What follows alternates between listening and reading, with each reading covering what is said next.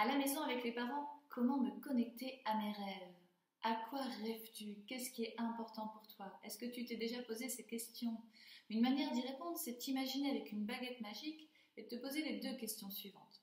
Qu'est-ce que tu changerais dans ta vie maintenant? Tu peux répondre à cette question en imaginant ce que tu modifierais à la fois pour toi, mais aussi pour tes proches, ta famille, tes amis et le monde entier. La deuxième question que tu peux te poser, c'est qu'est-ce que tu aimerais faire? Qu'est-ce que tu aimerais être quand tu seras plus grand? Alors, comment est-ce que tu vois aussi le monde dans lequel tu veux vivre? Comme pour la première question, tu peux imaginer ce que tu souhaites pour toi, mais aussi pour l'ensemble de la Terre, l'ensemble de l'humanité. Quand tu imagines ton rêve se réaliser, tu dois sentir à l'intérieur de toi, dans ton cœur, quelque chose de joyeux. Tu peux te sentir plein d'amour et reconnaissant.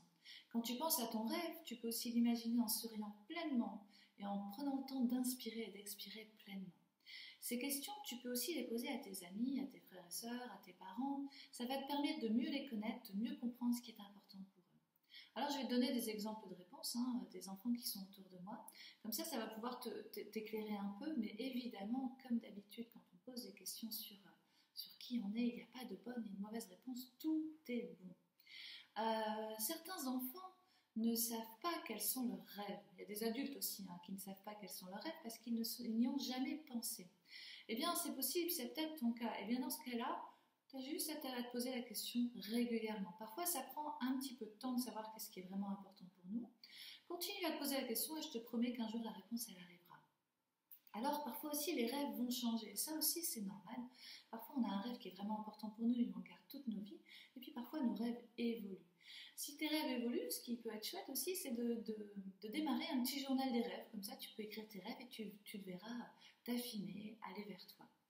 Alors, c'est quelques exemples d'enfants sur les rêves. Il y a certains enfants qui rêvent qu'il n'y ait plus de guerre et que la paix soit partout sur la terre. D'autres enfants rêvent encore de ne plus se bagarrer avec leurs frères et sœurs.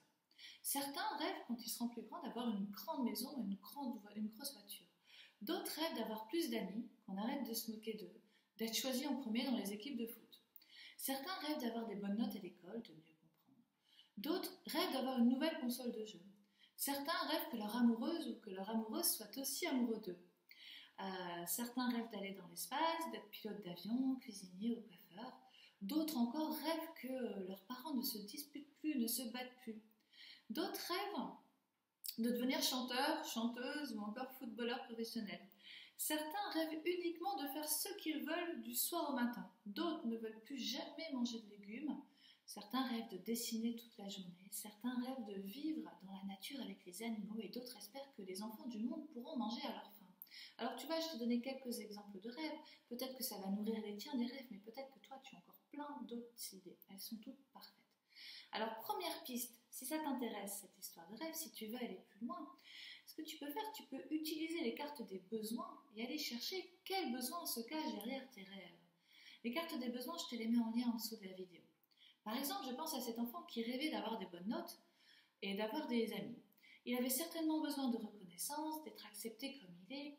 Il avait certainement aussi besoin de soutien, d'amitié et de coopération. Cet autre enfant qui rêvait que ses parents ne se disputent plus avait probablement besoin de sécurité et de paix. Il y a beaucoup de garçons qui rêvent d'être footballeurs professionnels quand ils seront adultes. Peut-être que derrière ce désir, ce souhait d'être footballeur, eh bien, il y a les besoins de mouvement, de coopération, d'air, de faire équipe, de reconnaissance, de partage, peut-être aussi de sécurité financière. Alors voilà, je vais t'inviter à aller chercher les besoins qui nourrissent tes rêves. Si cette histoire de rêve t'intéresse toujours, et toujours pour aller plus loin, et que tu as identifié un rêve qui est vraiment important pour toi, qu'est-ce que tu peux faire aujourd'hui pour aller plus loin vers ce rêve? Comment est-ce que tu peux nourrir ton rêve dès maintenant? Par exemple, si tu as envie d'être dessinateur, tu peux commencer et tu peux continuer à dessiner toute la journée et utiliser le temps qui t'est offert pour nourrir ton rêve et aller vers ton rêve. Alors pour résumer, rêver, c'est important parce que ça va donner une direction à la vie. Il y a deux questions pour savoir ce que tu aimes. Qu'est-ce que tu changerais dans ta vie si tu avais une baguette magique maintenant? Deuxième question, qu'aimerais-tu pour ta vie d'adulte? Et puis voilà, petite précision, les rêves ils peuvent changer. Tu peux les noter dans un journal des rêves. Et puis si tu veux aller plus loin, deux autres propositions. Quels besoins nourrissent tes rêves? Et ensuite, qu'est-ce que tu peux faire aujourd'hui pour aller vers tes rêves. Allez, à très bientôt. Prends bien soin de toi, prends bien soin de ton cœur.